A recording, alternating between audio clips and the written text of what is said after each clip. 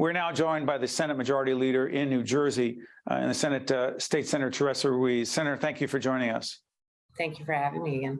Senator, you were on a previous segment talking about childcare. You're a leader in that fight, but you're also one of the most influential members of the legislature on education issues as the former chair of the Senate Education Committee. I want to ask you this about learning loss. You've talked about it extensively. There was an editorial in StarLedger/NJ.com recently that quoted you talking about learning loss. Help us understand this. Is the department, as we speak right now at the end of 2022, is the Department of Education accurately and timely releasing information about student learning loss in New Jersey as it relates to the pandemic? No. So unfortunately, the information came out later than expected, and I don't think it's as disaggregated as we need it to be. But that being said, what we do know is that we have 50+% of the general population in third grade not meeting grade level expectations.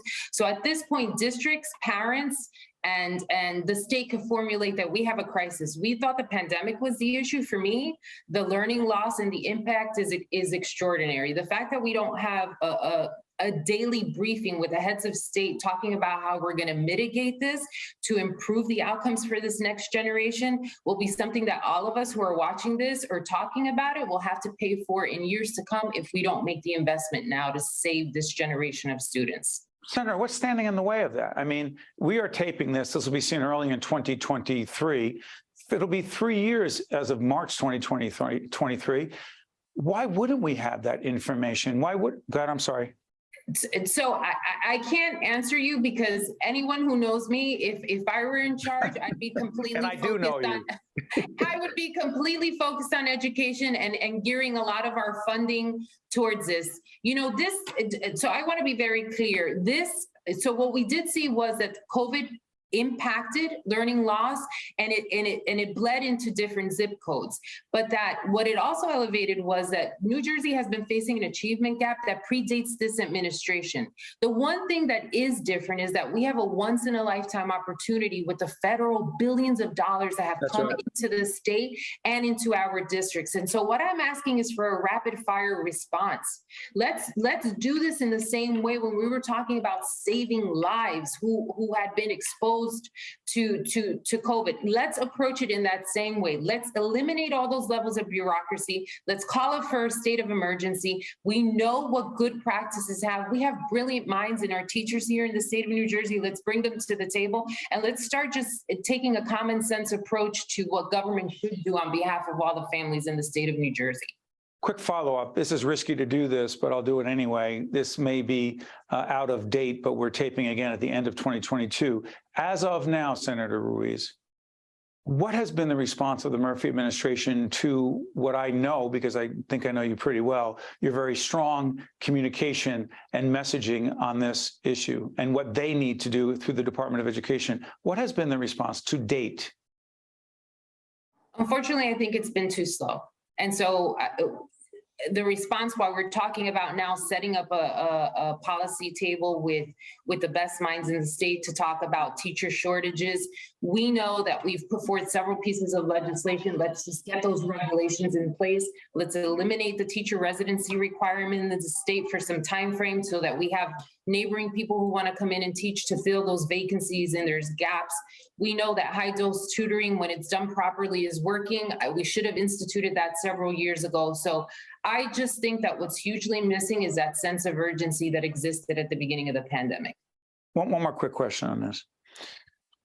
I've never asked you this. We've had other of your colleagues talk about this on both sides of the aisle in the Senate.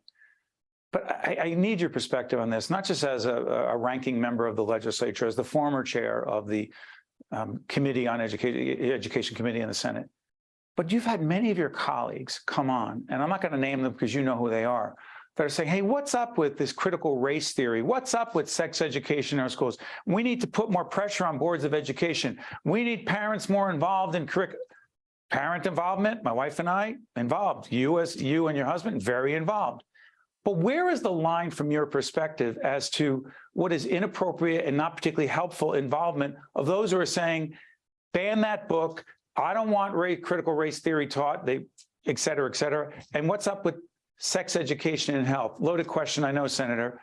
So Talk to us. this is my stance. I want my child to be exposed to the truth in this history of this country, whether it's good, bad, or indifferent, and sometimes really hard to swallow. I didn't understand the relationship of Puerto Rico in this country until I was in college and post that, doing my own due diligence. Many times, many of us were categorized in, and I'm dating myself. You used to have that history book, and then you would have that little box off to the corner that would talk about contributions of so many people in this country that get put in a subtext as opposed to having a whole chapter or a whole book just completely written about it. So completely leaning into teaching the truth, whether some of that will be uncomfortable, but it is what it is, and we shouldn't shy away from that.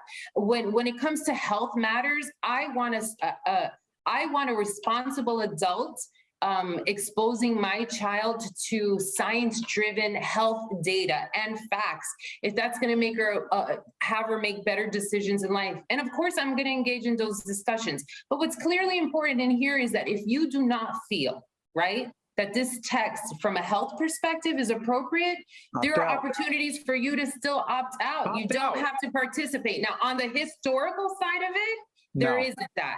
But let's not shy away of how this country was built. We should engage in those conversations. We don't learn what has happened in the past. We don't learn or understand that some people have had greater opportunities because of generational wealth. We can't have a truthful discussion about policy or about who we are in this country. Yeah, we don't get to opt out of history. State Senator Teresa Ruiz, the Senate Majority Leader from the 29th District. Senator, thank you so much for joining us. We appreciate it. Thank you for having me. You got it. I'm Steve Adubato. Thank you so much for watching. We'll see you next time. Every person and organization has a story to be told. Not just famous people, but business leaders, public servants, doctors and nurses, educators and coaches. At PSC, your story is our business.